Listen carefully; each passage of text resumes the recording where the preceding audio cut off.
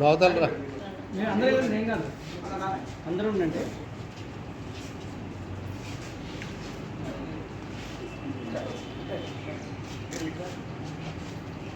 కొండ లోతేనా?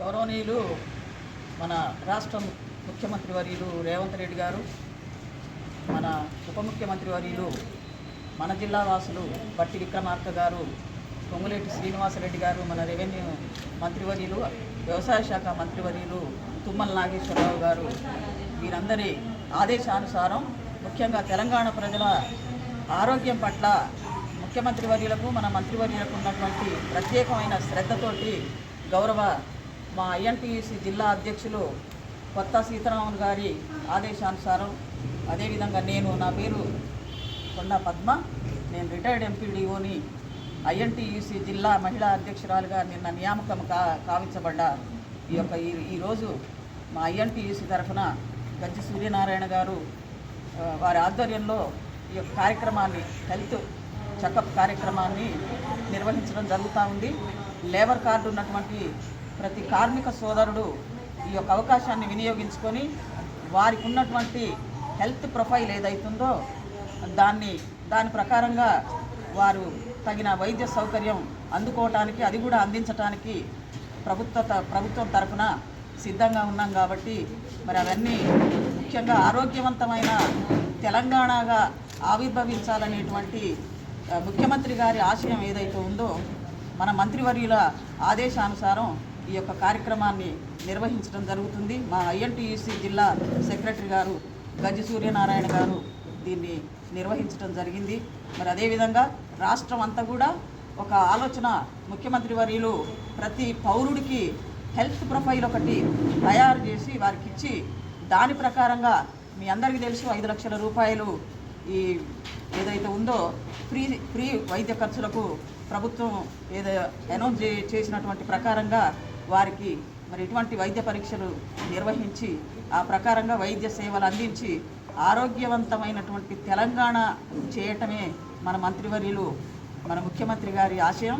అదేవిధంగా వారికి ఈ సందర్భంగా అత్యంత శుభవార్త ఏంటంటే రైతులందరికీ కూడా 2 లక్షల రూపాయల రుణమాఫీ కార్యక్రమం ఈ రోజు నుంచి ప్రారంభిస్తున్నాము. మరి మేము ఈ సందర్భంగా ముఖ్యమంత్రి వర్యులకు మన జిల్లా మంత్రివర్యులకు అందరికీ కూడా ఐఎన్టీయూసీ జిల్లా అధ్యక్షుల వారి తరఫున అదేవిధంగా మహిళా ఐఎన్టీయూసీ జిల్లా తరఫున నేను వారికి కృతజ్ఞతలు తెలియజేసుకుంటున్నా. రైతుల కళ్ళల్లో ఈ రోజు నుంచి ఆనందం ఎలా ఉంటుందో అన్నమాట ప్రకారంగా ఎన్ని రోజులైతే డెడ్ లైన్ పెట్టినారో ఆగస్టు 15 అంటే మరి జూలైలోనే ఆ యొక్క కార్యక్రమాన్ని నిర్వహించి ఈ ప్రభుత్వం ప్రజల పట్ల రైతుల పట్ల రైతు కూలీల పట్ల అదేవిధంగా కార్మికుల పట్ల ఎంత శ్రద్ధ ప్రేమ కలిగిందో మరొకసారి నిరూపించుకున్నారు. మరొకసారి మేము మన రాష్ట్ర ప్రభుత్వానికి ధన్యవాదాలు తెలియజేస్తున్నాం.